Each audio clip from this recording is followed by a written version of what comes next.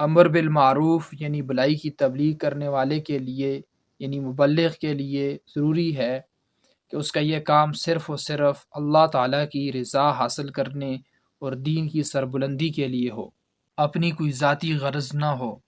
اگر نیک نیتی سے یہ کام صرف اللہ کے لیے ہوگا تو اللہ اس کی مدد کرے گا اور اس راہ کی مشکلات کو دور کر دے گا، اور اگر اس کام میں اس کی اپنی ذاتی غرض شامل ہو گئی تو اسے رسوائی اور ناکامی کا منہ دیکھنا پڑے گا۔ اس سلسلے میں حضرت اکرمہ رضی اللہ عنہ کی ایک روایت ہے۔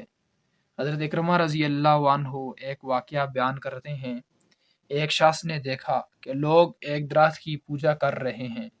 وہ اس درخت کو کاٹنے کی غرض سے کلہاڑا اٹھا کر اپنے گدھے پر سوار ہو کر چل دیا۔ راستے میں شیطان اسے انسانی شکل میں ملا۔ اس نے اس سے پوچھا کدھر کا ارادہ ہے؟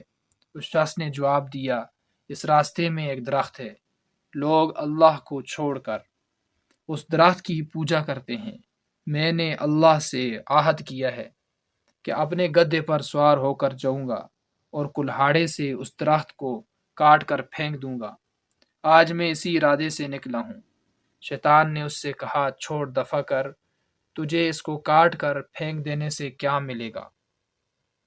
ان دونوں میں جھگڑا شروع ہو گیا، حتیٰ کہ مار پیٹ تک نوبت پہنچ گئی۔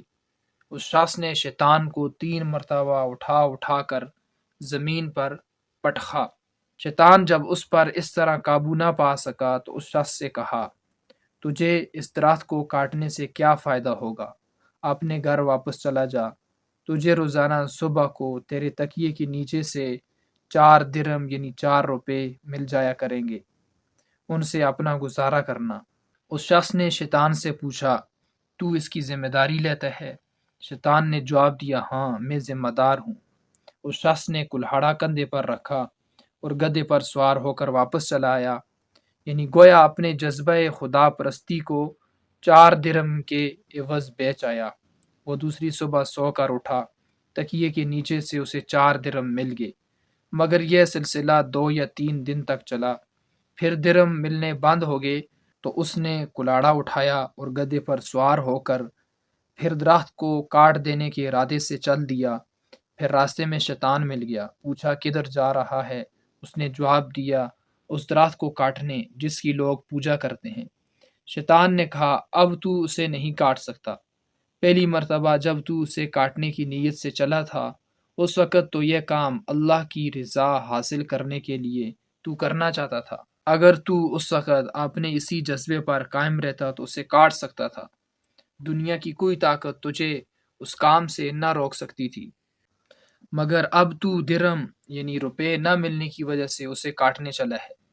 جا، واپس چلا جا، ورنہ میں تیری گردن اڑا دوں گا۔ یہ سن کر وہ شخص اپنا سا منہ لے کر یعنی شرمندہ ہو کر واپس چلا آیا اور اس درخت کو نہ کاٹ سکا جو گمراہی کا ذریعہ بنا ہوا تھا۔